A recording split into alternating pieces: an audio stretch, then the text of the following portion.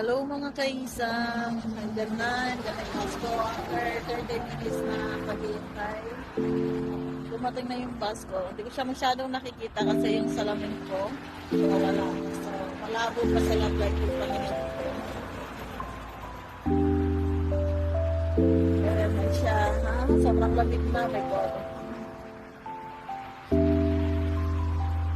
So, nasakay na ako ng bus mga kaisang. Bye! See you sa Baskin Robin.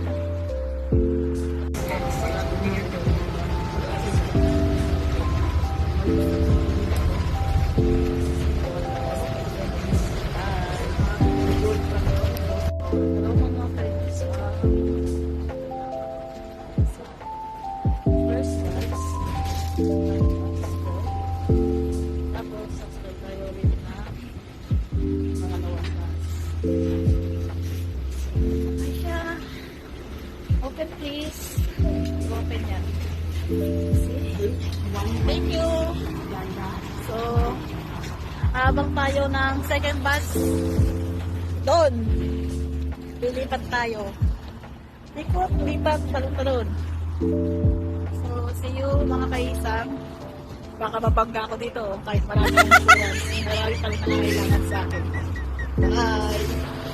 So, hello mga kaisang. Second bus. Isawan muna natin lumipat. So, tapos, ang sikat ng araw. So, ito na nga. Lumipat na tayo.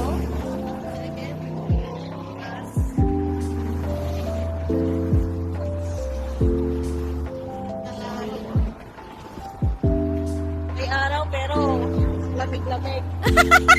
Kaya yun. Ano? May sikat ng araw, mga kaisang. Pero lamig-lamig.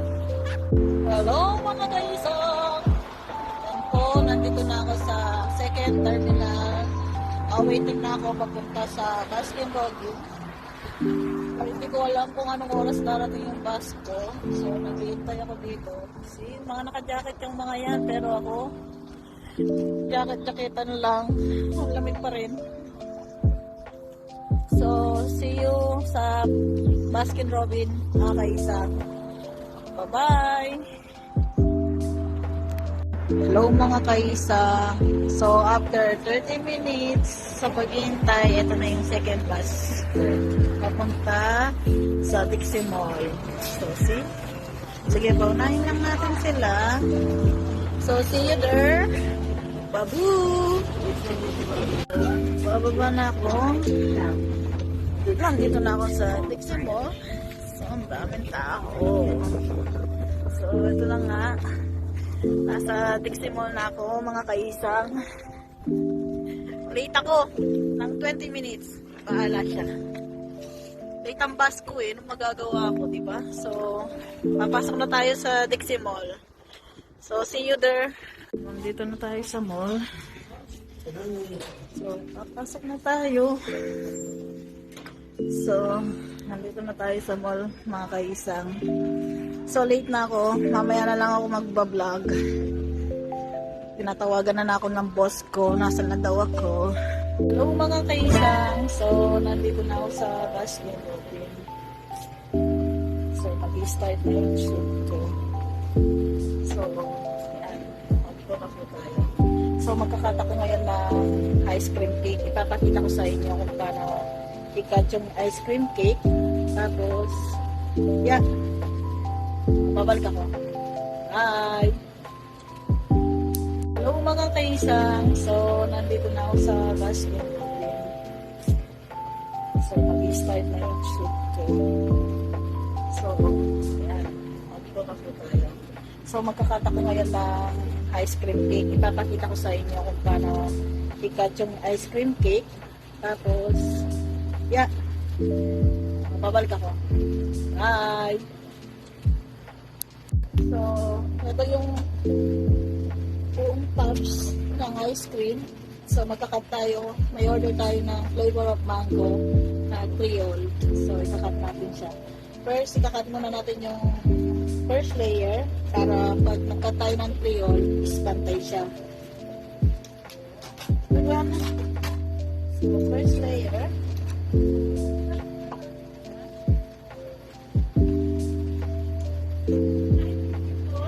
Hi, Bessie. Wait lang.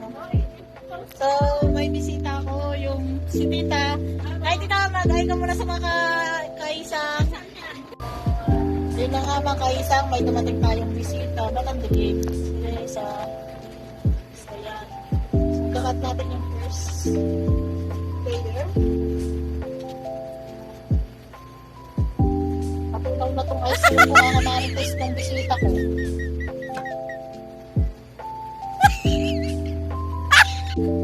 After natin siya dito, ilalagay na natin ito sa freezer. Diba?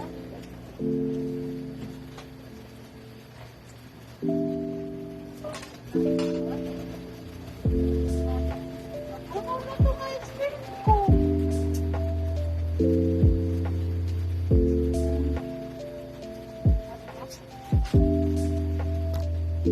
So, ilalagay na natin siya sa freezer, guys. So, ilalagay na natin siya sa freezer ng isang. So, ito na siya. So, ito yung freezer namin malaki. So, i-freeze natin siya ng 2 hours bago natin siya i-frosting kasi ito na siya. Frost muna natin siya. So, see you mga kaisang in the second step. Bye! Boring mga kaisang. Wala na pong customer. Malapit na akong umuwi. So, yun na nga. So, 9 PM, lalabas na ako. Pero wala pa rin customers. Wala na tao sa mall. So, nakaka-boring.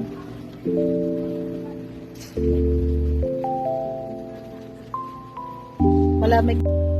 Hello mga kaisan. So, tapos na ako dito sa Baskin Robbins. Nagkakit na ako. Wow! Uwi na ako kasi malamig na sa labas. So, sarado na lahat. So, i-close ko na. Ang tindahan namin. So, magsasign out na ako.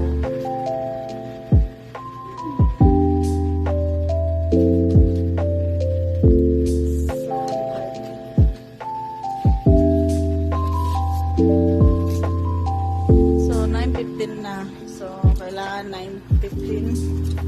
Mag-close ka. Out ka. Tapos, ito. So, diba? Tara. Tara mga kaisang, uwi na tayo. Tapos na ang gabi ko. Tapos ko yung 15 hours working. Wow! So, yan. Close tayo ng store.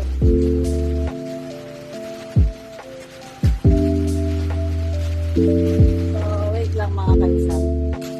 I-close ko lang yung door namin. Tapos, babalikan ko kayo. Bye! So, mga kaisang, oh. Ako na lang mag-isang naglalakad dito. Close na pala mga to.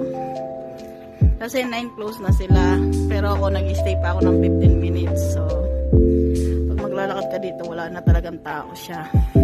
Ayan o. Wala na talaga. Ako na lang mag-isa. Sa bagay, sanay naman ako mag-isa. Charot. So, yan o. Wala nang tao. Palabas na ako sa mall. Yan, palabas na ako sa Dixie Mall. Diba? Mag-isa na lang talaga ako. Magay yung bus ko. Tapos, umalis ako sa bahay namin ng madilim. 7 AM yun. Tapos, uwi ako ng 9 PM. Makakarating ako 10 PM na. So, gabi na. Diba? Kala nyo, sarap-sarap ng buhay ko dito sa Canada. Puro work lang yung fake dito. See? Lalabas ako ng 7 AM, tapos gabi na ako darating sa bahay namin ng 10 PM, tapos gabi na ulit. So, yan yung Dixie Mall. Tapos maghihintay ako ng bus ko. Mga 30 minutes ulit. Pero isang bus na lang ako ngayon. Dahil yung bahay namin, isang straight na lang. So, diretso na lang siya. Pero pag nadidelay yung bus ko, maghintay ako ng isang oras sa terminal na yon. God. Lagi na lang ako naghihintay. Kaya darating yung love life ko. Pati naman itong paghihintay ko ng bus, hinihintay ko pa rin lagi.